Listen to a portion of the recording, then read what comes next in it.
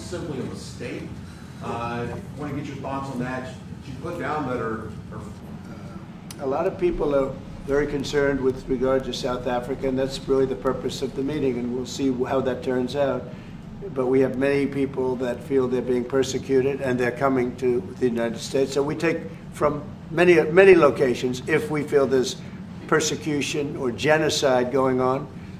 And we had a lot of people. I must tell you, Mr. President, we have had a tremendous number of people, especially since they've seen this. She's very bad for New York, but I really don't know too much about it, but I appreciate the question. Thank you very much.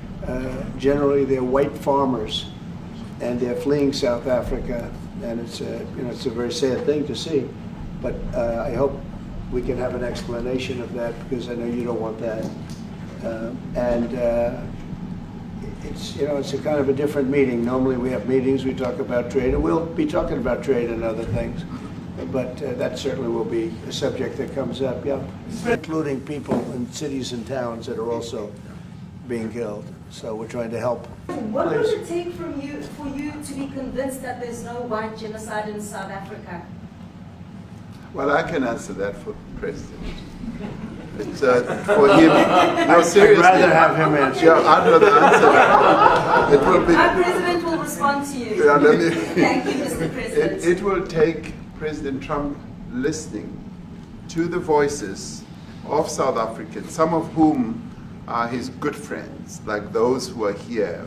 When we have talks between us around a quiet table, it will take President Trump to listen to them. I'm not going to be repeating what I've been saying. I would say if there was Afrikaner farmer genocide, I can bet you these three gentlemen would not be here, including my Minister of Agriculture. He would not be with me. So it'll take him, President Trump, listening to their stories, to their perspective.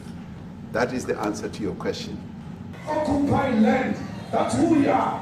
Can we withdraw my membership from this useless parliament? Yes, honorable member. We are going to occupy land. South Africa occupy. What would you like President Ramaphosa to do about the situation that we've just seen on the screen? I don't know. Look, these are articles over the last few days. Death of people. Death. You can't go there. He said they want to take your legislature. Well, let me clarify that. Yeah, let me clarify that, because what you saw, the speeches that were being made, one, that is not government policy. We have a multi-party democracy in South Africa that allows people to express themselves, political parties to adhere to various policies, and in many cases, or in some cases, those policies do not go along with government policy. Our government policy is completely against what he was saying, even in the parliament. And they're a small minority party, which is allowed to exist in terms of our constitution. But you do allow them to take land. No. You do allow them to take land. Nobody can take land. And then when they take the land, they kill the white farmer. And when they kill the white farmer, nothing happens to them. No, there is nothing happens to them. There is criminality in our country. People who do get killed, unfortunately, through criminal activity, are not only white people. Majority of them are black people. And we have now been utilized. The farmers are not black. I don't say that's good or bad, but the farmers are not black. And the people that are being killed in large numbers, and you saw all those grave sites, and those are people that loved ones going, I guess on a Sunday morning, they told me, to pay respect to their loved ones that were killed.